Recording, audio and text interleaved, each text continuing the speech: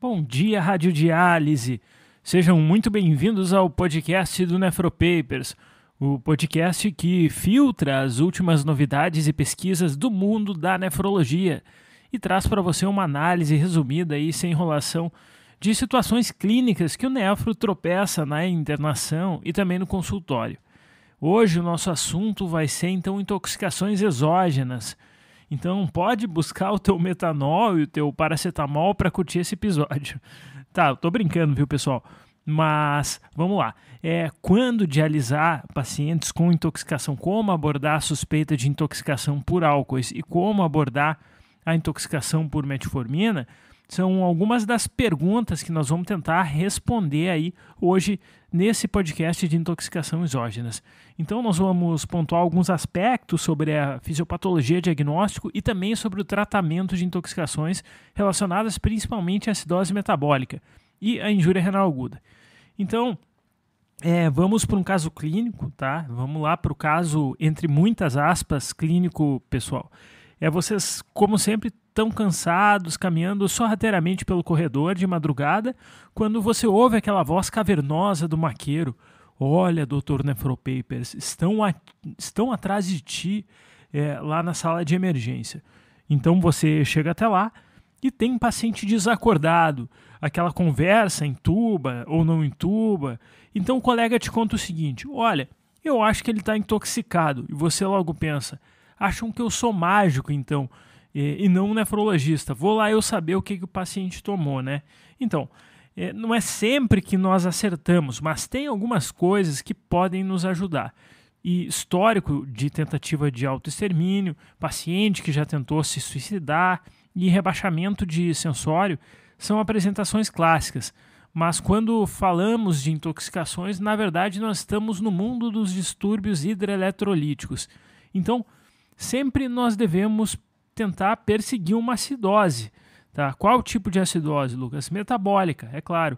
E com qual tipo de anion gap? Com um anion gap alto. Além, então, de perseguir as acidoses e alterações de anion gap, temos uma outra ferramenta diagnóstica bastante interessante, que é o gap osmolar. O gap osmolar é a diferença entre uma osmolaridade medida e uma osmolaridade calculada. Tá, eu não entendi, Lucas. Pois bem, nós temos uma fórmula que nós conseguimos se aproximar de forma indireta da osmolaridade do sangue. Para isso, nós usamos alguns dos principais osmóis ativos do sangue, né? O sódio, a glicose e a ureia. Essa é aquela famosa fórmula que você certamente já ouviu, que é 2 vezes o sódio, mais a glicose sobre 18, mais ureia sobre 6. Até aí tranquilo, né? Então, a gente também tem uma máquina específica que mede a osmolaridade do sangue, tá? De forma direta. Quando temos um gap, uma diferença entre o medido com a osmolaridade pela fórmula que tu calculou e a osmolaridade medida maior que 10 a 20 miliosmóis, nós chamamos isso então de um gap osmolar. Quer dizer que tem mais alguma coisa, alguma substância que não deveria estar ali no sangue, mas que está. E a presença desse gap pode nos dar o diagnóstico, é claro, de intoxicação. Quando temos uma suspeita de intoxicação em acidose com anion gap aumentado, identificar o anion gap aumentado na realidade é bastante útil, pois nos sugere algumas etiologias. E essas etiologias seguem até um acrônimo que eu vou conversar com vocês, que eu entendo se vocês não lembrarem, que é o GOLDMARK. Gold se refere a glicol, que está associado a etileno ou também a propileno glicol. O O representa a oxoprolina, associado ao uso crônico de paracetamol. O L denota lactato, que leva a acidose lática do tipo A e B. E o D simboliza, então, o D-lactato, que pode causar acidose D-lática, que é uma causa que pode acontecer no intestino curto. O M é metanol, que está ligado à intoxicação por metanol. O A, a aspirina. O R representa renal failure ou insuficiência renal, que pode ser tanto aguda quanto crônica, e o K de ketoácido, ou seja, cetoacidose. Então, glicose, paracetamol, lactato, metanol, aspirina, doença renal e cetose são causas importantes que devemos lembrar de uma acidose com anion gap alto. Beleza, Lucas. E os álcoois? Vocês viram que falei bastante de álcoois. Álcoois, né? Que palavra feia. Pois bem, tem uma especificidade que é bastante interessante em relação à intoxicação por álcool, que é o comportamento do anion gap e do gap osmolar ao longo do tempo. Ao longo do tempo, então, o gap osmolar ele vai diminuindo, o que é bem razoável, pensando até que ele vai ser metabolizado. E adivinha só, ele vai metabolizando e o anion gap vai aumentando. Então, quando eu olho a evolução, eu tenho um gráfico em X, que quando o gap osmolar diminui, o anion gap aumenta. Então, você vai lá e fala, voltando para o caso clínico, para o teu amigo na emergência. Vamos avaliar se ele faz um padrão em X. O cara não quer nem saber, né? O cara só quer saber se dialisa ou não dialisa. Bom, seguindo nos álcoois, então, nós temos alguns aspectos clínicos que podem, e eu estou dizendo podem, e não que eles vão bater o martelo, mas eles podem te ajudar na identificação de cada álcool. Então, ao considerar uma situação em que a acidose de anion gap e gap osmolar altos, nós podemos caracterizar os pacientes em dois grupos principais com base nos sintomas, os com sintomas neurológicos e sem sintomas neurológicos. É bom se fosse fácil assim, mas vamos lá. Aqueles pacientes que apresentam sintomas relacionados a rebaixamento sensório ou cerebelares, eles estão mais propensos a serem expostos ao etanol. Os pacientes que têm sintomas de pares cranianos ou pancreatite podem ter sido expostos a dietileno glicol. A presença de sintomas visuais indica uma possível exposição a metanol, que é até um clássico metanol, que deixa cego.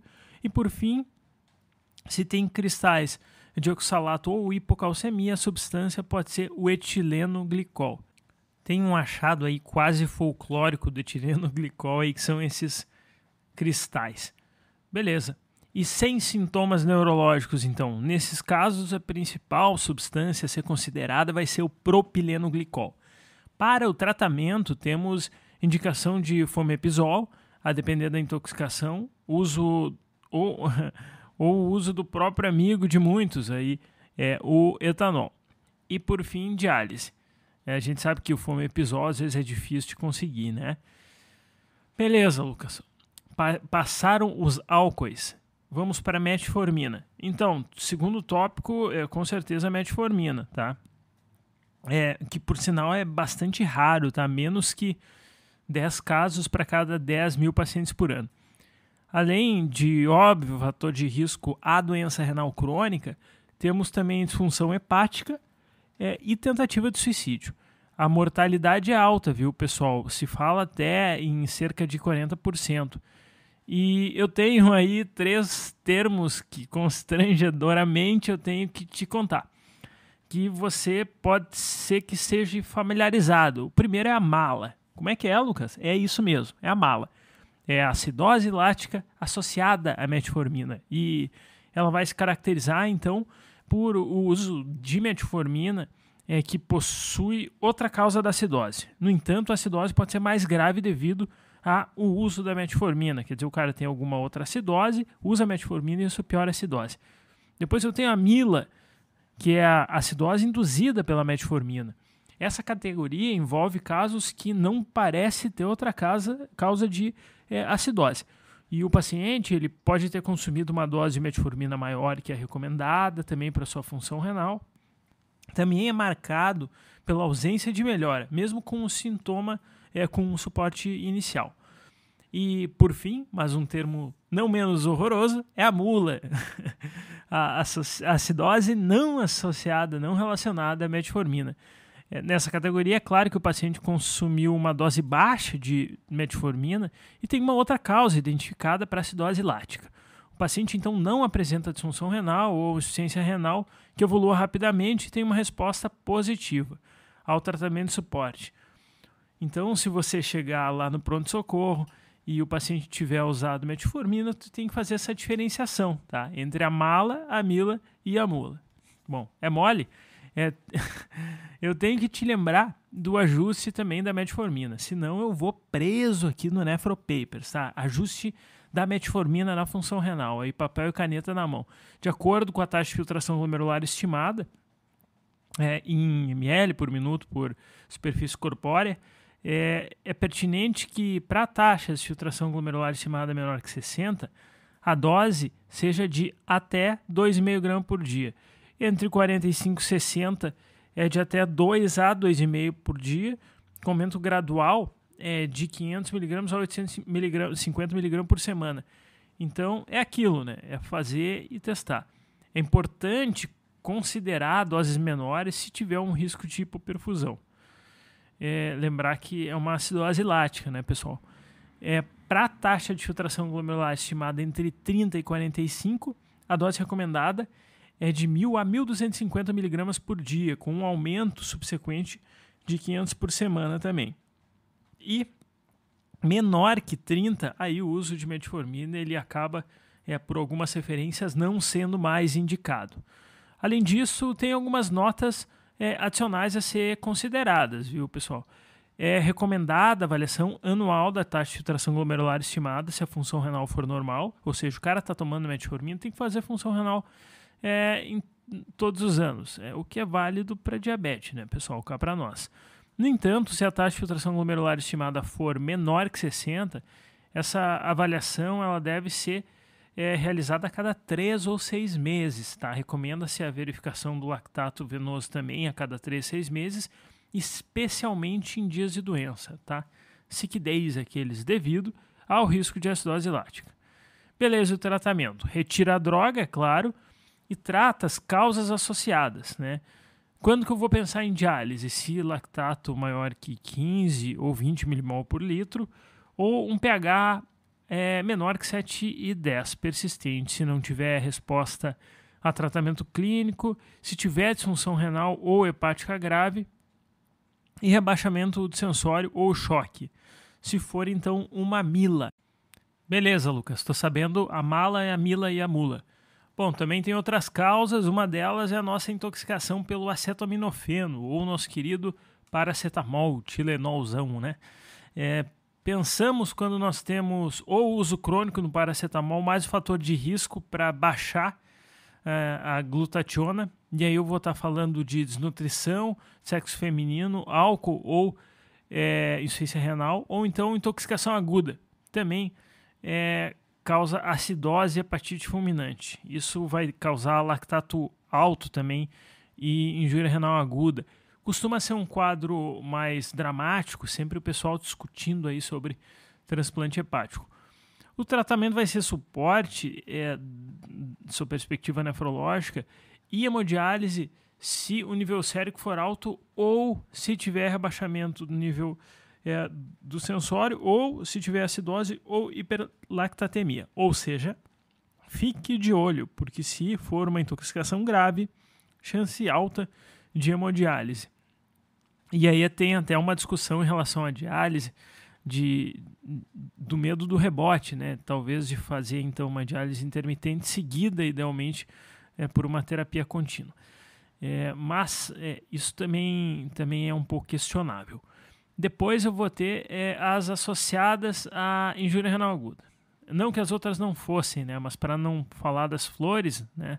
Além do paracetamol, eu tenho que falar da famigerada intoxicação por metotrexate. Vocês sabem que nós gostamos de oncológicos por aqui. Esse paciente, dessa intoxicação, ele está em uso de quimioterapia, geralmente por sarcoma ou leucemia, com uma dose maior de 0,5 gramas por metro quadrado. Ou uma dose errada, acidental ou proposital, mais uma disfunção renal. Ele então pode apresentar injúria renal aguda por cristais que podem ter até um padrão que é chamado anular ou de agulha, positivo na prata de Jones, e também com luz polarizada, verde ou amarela. E nesse caso a gente tem algumas recomendações específicas. Profilaxia se a dose for alta ou se houver disfunção renal, né? Hidratar para manter diurese 200 a 300 ml por hora. Isso mesmo, pessoal. 200 a 300 ml por hora, essa eu quero ver, tá? Lembra até da rabdomiólise. E alcalinizar a urina, tentar buscar um pH urinário entre 7,5 e 8,5 com bicarbonato de sódio. Pode usar cetazolamida nesse caso e pode usar ácido folínico. Só não me dá cetazolamida se o cara tiver acidótico, por favor, né? Tem o tratamento que é a glucarpidase, tá? Mais as medidas, tá? Isso pode ser também a profilaxia para altíssimo risco. A hemodiálise ela é sugerida apenas em situações especiais, tá? Na ausência do tratamento padrão ou se não for viável o tratamento padrão, como em grávidas, por exemplo, o tratamento padrão glucarpidase. Ou, obviamente, se tiver alguma outra indicação de diálise associada, por exemplo, hipercalemia. Beleza, Lucas.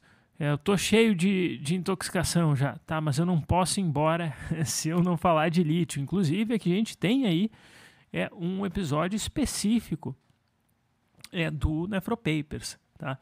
Mas lembrar aí, né, do caso clínico de lítio, né, coma, convulsão pode ter poliúria, náusea e vômito, e isso é um caso, né? O outro caso é o paciente que se intoxica cronicamente. E aí, por outro lado, às vezes o lítio está até em dose terapêutica e tem algum outro fator de risco associado, tá? Que pode ser anti-inflamatório, hipovolemia, ou até os inibidores do sistema renina-angiotensina-aldosterona. Esse quadro pode ser poliúria, então, pode ter um hiperparatireoidismo, pode ter hipercalcemia, pode ter tireoidopatia, parkinsonismo e uma doença anal crônica por nefrite intersticial crônica. Então, o lítio, lembra aí, anota aí, é uma causa de NIC, tá? O lítio é safado, tá? E pode mimetizar no organismo outros eletrólitos, incluindo sódio, e fazer uma grande confusão aí. O tratamento vai ser, é claro, tirar os fatores associados à piora, como anti-inflamatório, diurético e hipovolemia. A milorida pode ser utilizada para poliúria ou para o DM nefrogênico aí. E para avaliar os sintomas de hemodiálise, é sempre bom considerar o tripé sintoma, função renal e nível sérico, sendo que diálise intermitente, mas também com vigilância para o rebote, tá? Dado o volume de distribuição. Então, olho no rebote. Beleza, pessoal? Quase chegando ao final, sabendo que vocês já estão quase intoxicados. É claro que em cada caso é um caso, mas a gente precisa citar algumas situações para pensar em diálise, né? Que deve pesar a mão do catéter, alguns fármacos, principalmente, que a gente considera o suporte renal artificial mesmo. O lítio, então, né, quando a litemia é superior a 5 ou superior a 4, em caso de doença renal crônica ou injúria renal aguda, ou na presença de rebaixamento do nível de consciência, convulsões ou arritmias. O paracetamol, quando há uma concentração maior que 1.000 mg por litro, se tem a presença de convulsão, acidose ou aumento de lactato. A metformina, quando o lactato é maior que 10 mmol por litro, ou um pH menor que 7,2, já vamos abrir o olho. Também na presença de choque, é claro, ou rebaixamento no nível de consciência. Por salicilato, quando a concentração é superior a 7,2 mmol por litro ou superior a 6,5 em caso de injúria renal aguda ou doença renal crônico, ou então quando o quadro for refratário. Ainda salicilatos, quando a gente tiver um paciente com insuficiência respiratória, rebaixamento do nível de consciência ou um pH abaixo de 7,2, ficar de olho. Em relação aos álcoois, alta concentração, especialmente quando não tem tratamento disponível, ou um pH abaixo de 7,2, ou na presença de injúria renal aguda. Lucas, todo paciente com injúria renal aguda, eu penso em botar em diálise. Não, mas notem que é uma situação específica, porque o paciente, se o paciente está com injúria renal aguda, ele não tem rim aí para se livrar dessas intoxicações aí. Em relação a barbitúricos e carbamazepina, presença de choque, arritmia ou coma, a não ser que seja um coma induzido por barbitúrico, aí fica meio difícil mesmo. Em relação à teofilina, ácido valproico e fenitoína, a gente não tem indicação específica, tá? E depois a gente vai ter a gabapentina, que é injúria renal aguda associada ao coma, e a atenolol, que é injúria renal aguda associada à bradicardia, tá, pessoal? Que é até comum. Olha, acho que por enquanto, assim, para 20 minutinhos é o bastante sobre intoxicação, tá? Eu sei que é bastante informação, passo o podcast no mais 1.5, mais 2, para tentar lembrar pelo menos da mala, da Mila e da Mula. E um grande abraço aí da equipe Nefropapers. Se você gostou do conteúdo, considere seguir o canal e também considere o curso de injúria renal aguda do Nefropapers, que está sensacional, pessoal, sensacional.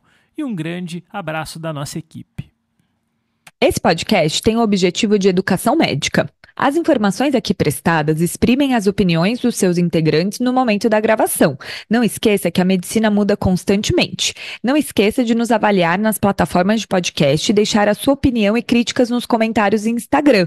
Isso nos ajuda a melhorar e expandir nosso trabalho para mais pessoas. Não utilize as informações ouvidas aqui como conselho médico para si ou para outros. Em caso de necessidade, procure opinião médica direcionada.